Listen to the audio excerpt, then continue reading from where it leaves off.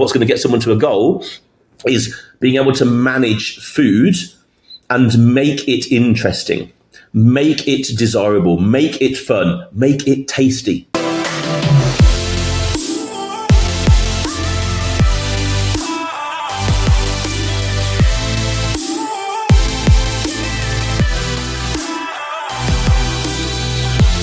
Alphas, welcome back to the show. My name is Andy Naylor, CEO and founder of Naylor by Design and host of your Optimal Alpha podcast. So back with another show. Today we've got one of everybody's favorites, which is Andy answering questions from our clients.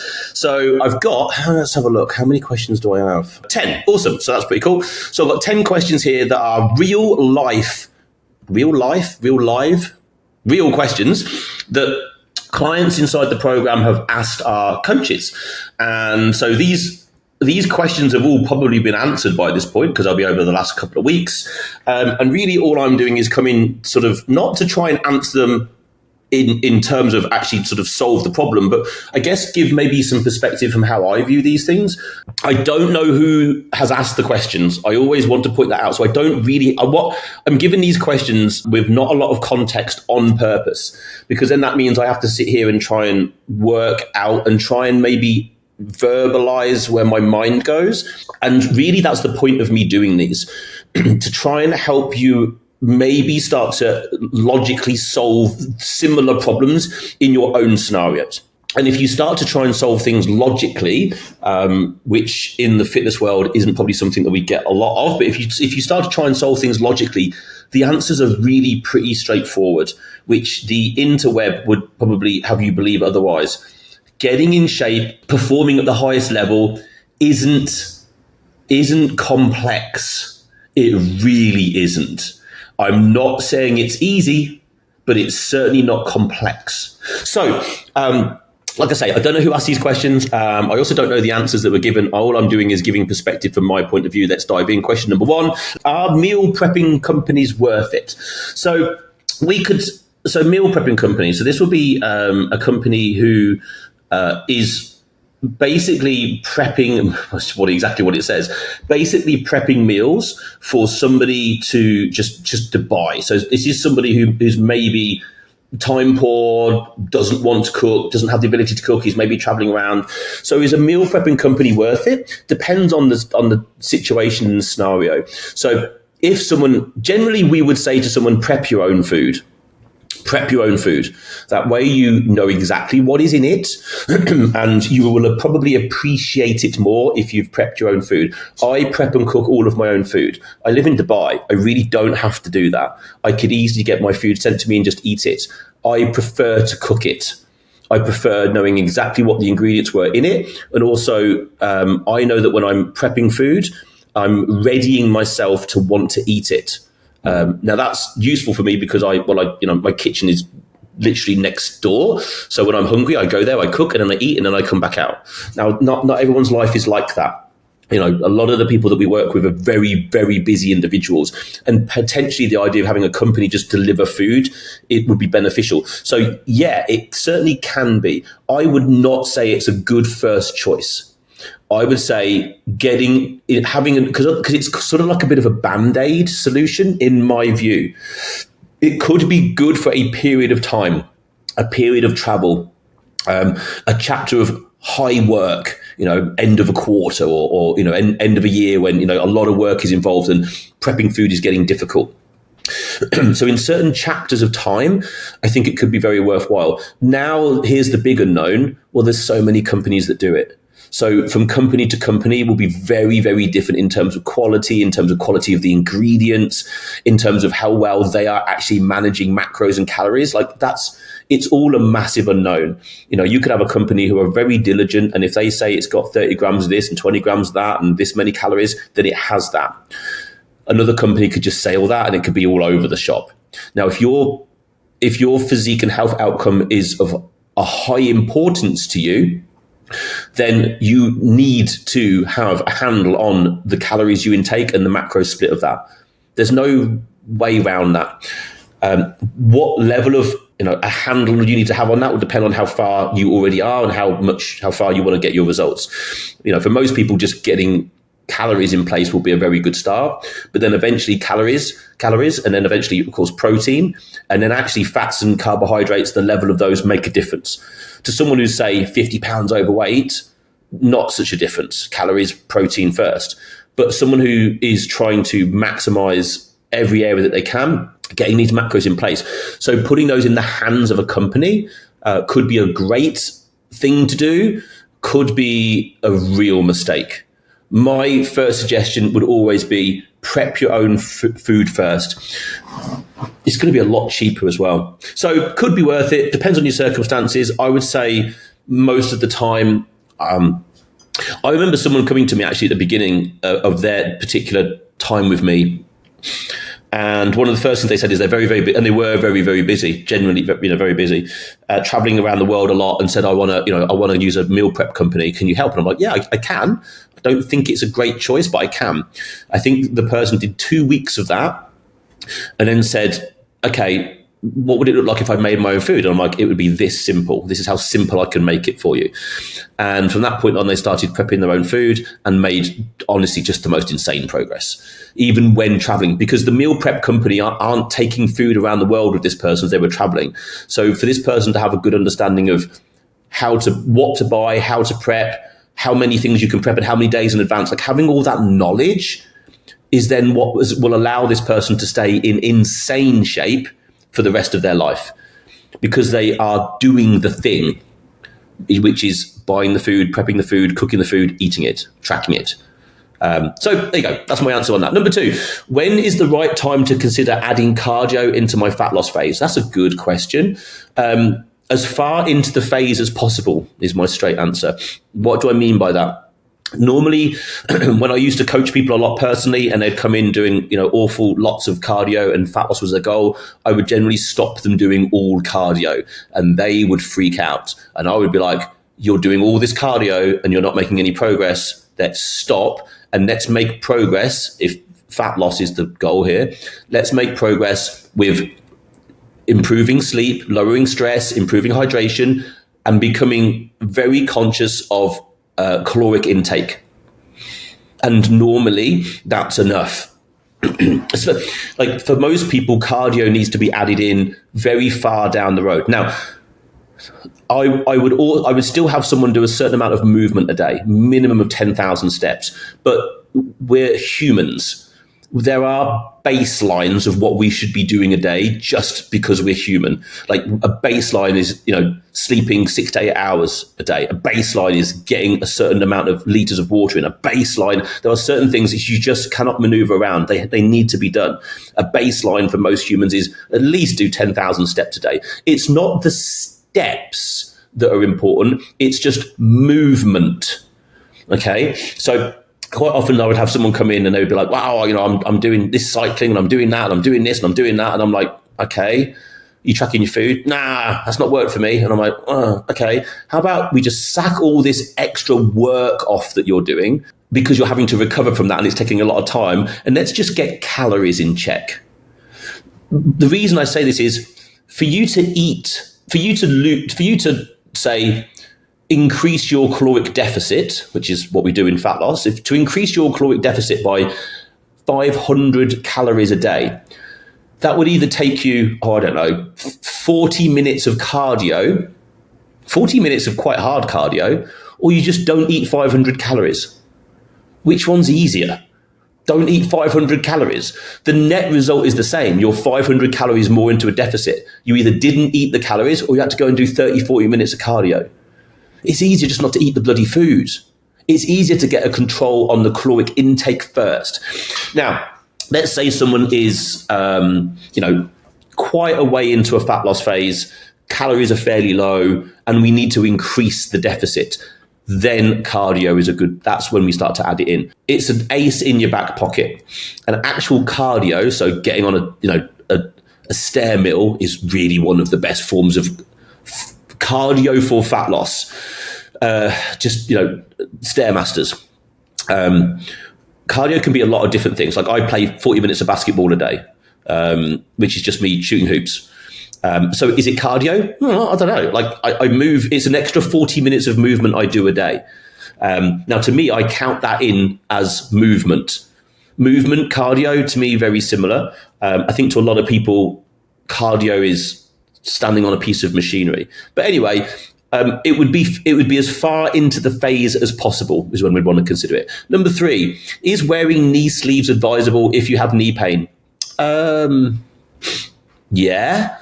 Depends on the knee pain. Yeah, I mean, I wear knee sleeves and I wear elbow sleeves because I'm 45 and I train pretty hard and I like to have stability at that joint. Like I leg press and I hack squat. I'm not going to say heavy. I've leg pressed and hack squat way heavier than I do now.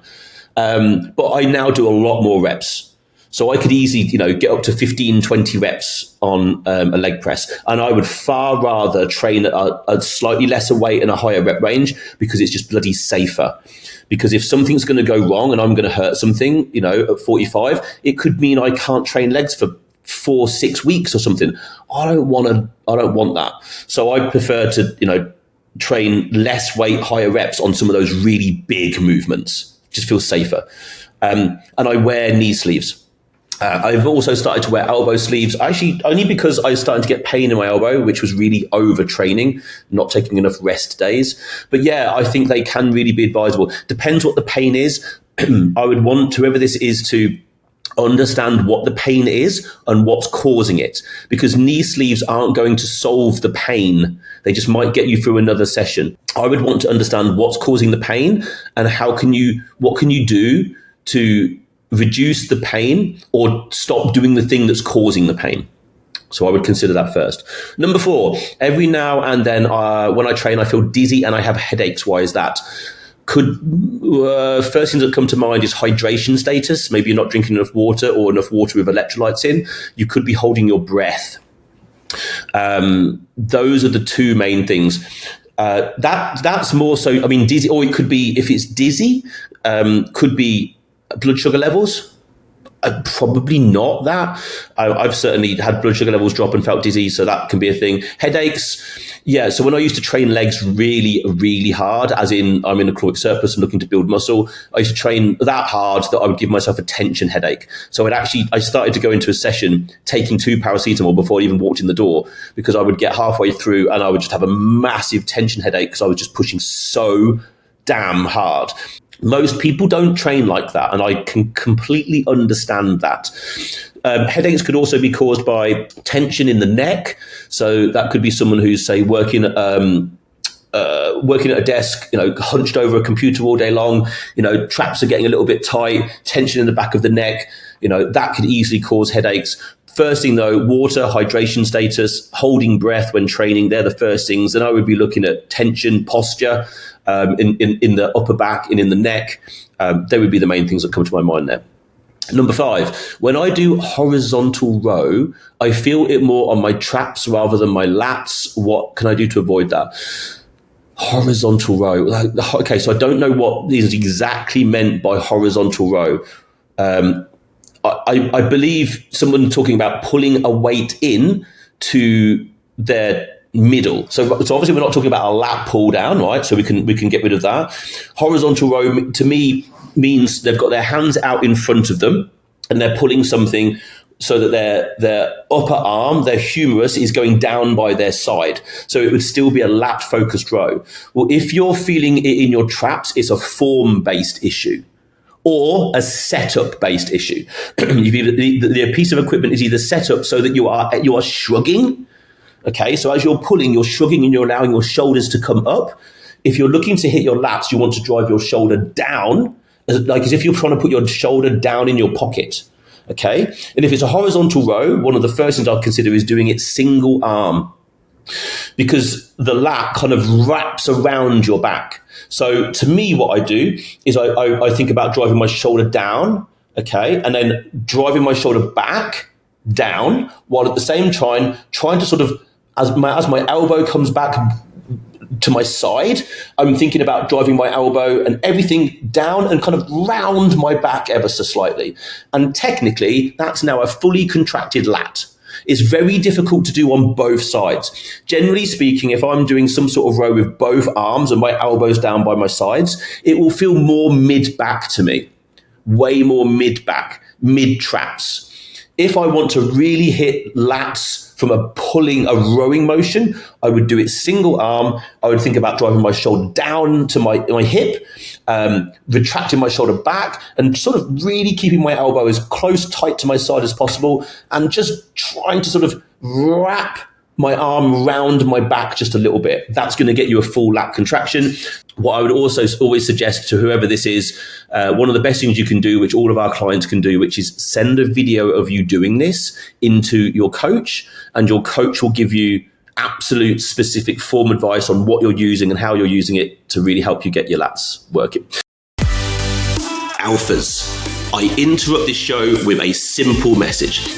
This show is here to benefit you and your progression to the best version of yourself. But not only just you, it's also here to benefit the people around you, your loved ones, your friends, other alphas in your vicinity. So why not do a really cool thing today? Something that I would thank you for, and maybe someone else would. Share this podcast with at least one other alpha out there who you know would benefit from it. Why not share the information, share the ability for someone else to grow? I'm sure they would thank you. I 100% would absolutely thank you. This podcast only grows by our listeners, our followers doing amazing things like giving us 5-star reviews, downloading podcasts, subscribing, and then of course sharing it with other people. I thank you from the bottom of my heart. Share it with one person, and of course drop us a 5-star review, download the podcast, and of course subscribe. And now back to the show.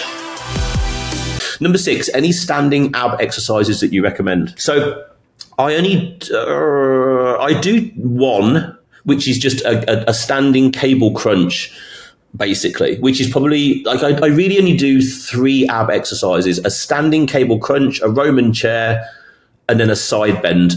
Probably ought to be doing an ab rollout as well, if I'm honest. They're really the only 3 that I do. Maybe something rotational. So that's maybe 4 things: 1 crunch, 1 reverse crunch, something side bend, so something oblique, and then something rotational. That's it. So the standing one really would just be stood at a cable stack with the cable high up in front of you, where you are not hinging at your hips. What most people do when they're doing a standing up cable curl is they're just hinging at their hips.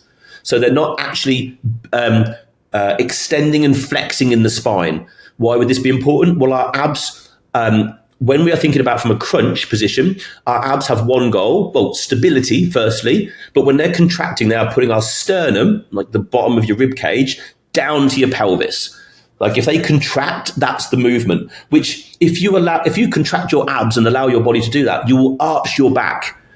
Otherwise, if you don't arch your spine, allow your spine to flex forwards, you're not actually allowing your sternum to come down towards your pelvis. So what a lot of people do is they don't think about this extension and flexion of the spine. They lock their back in place because most of the time that's what we want to do. And then they just hinge at the hips. So that's a lot of hip flexors doing the work. Yes, there will be like a isometric contraction. So there'll be a contraction in the abs, but not one that's moving, just holding something. And that's okay, but I don't believe optimal, because you're not actually lengthening and shortening. One of the great things about a standing ab cable crunch is if you get yourself set up just right, you can sort of hyperextend your back. So extend your back up and get a really good stretch on the abs. And we now know that if you want to actually build muscle, and having visible abs isn't just about being super lean. That is about 80% of it, yes. But also, I know people who are super lean and haven't trained their abs and have no real musculature there. So they can be like sub 10% body fat, but look like they don't have abs. So when people say abs are made in the kitchen, no, abs are revealed in the kitchen, but they're made in the gym just like everything else. Yeah, we want to still, if you want to have a great 6-pack, you need to build the muscle so that when you are lean, there's actually something to show.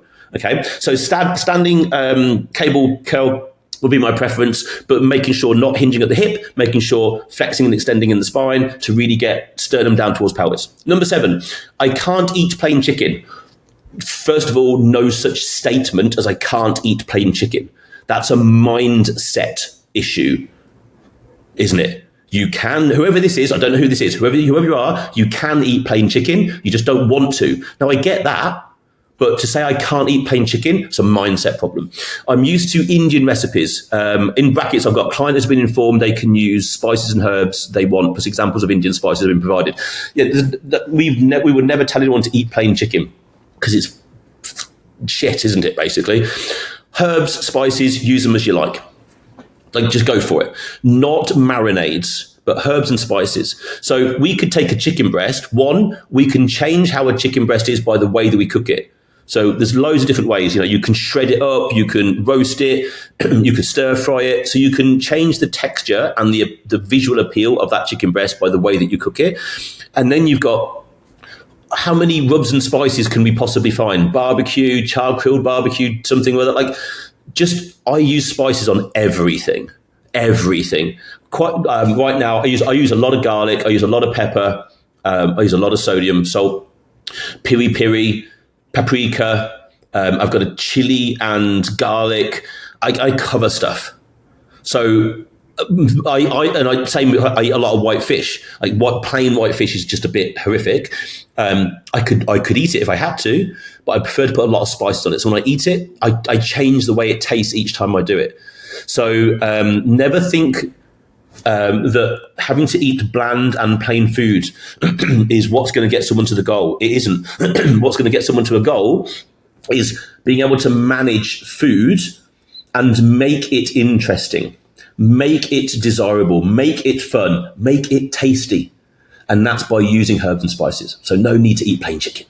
Number 8, this week I felt no muscle soreness. Is this normal, or am I not working hard enough? I rarely feel. I'm actually sitting here. This is sort of a few podcasts on the sort of row, and as I've been moving around, I've noticed that my chest is a little bit sore today. Well, I trained chest yesterday.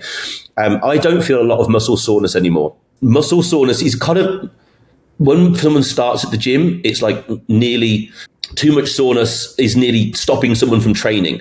And you kind of get through that, and then you get DOMs on a regular basis. It's great. And then eventually you get to a point where you just don't really feel anything afterwards. And when you do kind of have that, oh God, I really feel my muscle, it's nice. It does not mean that not having soreness is not making progress. Soreness and progress are not in correlation to each other. Soreness is just soreness. It's kind of nice for the people that like it. But it could mean you're not training hard enough.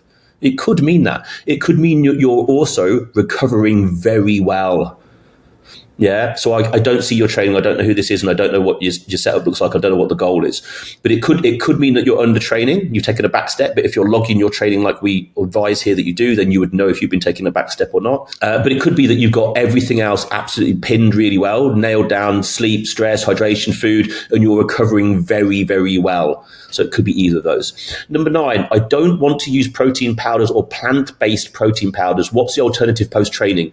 Any other protein? White fish, white omelette. Like, if we're just talking about really clean protein, white fish, chicken breast, turkey mince, like any kind of very low fat, lean protein. Simple as that. One that you would digest easily. So it's absolutely fine not wanting to use a powder. No issues with that at all. That's a personal choice. So really something like, personally, I would go with like a 2% turkey mince, because it's already small granules of food. So in terms of eating it, half of the breaking it down to small pieces is done. I'm just thinking digestion here, right? If it's already, so I use turkey mince a lot.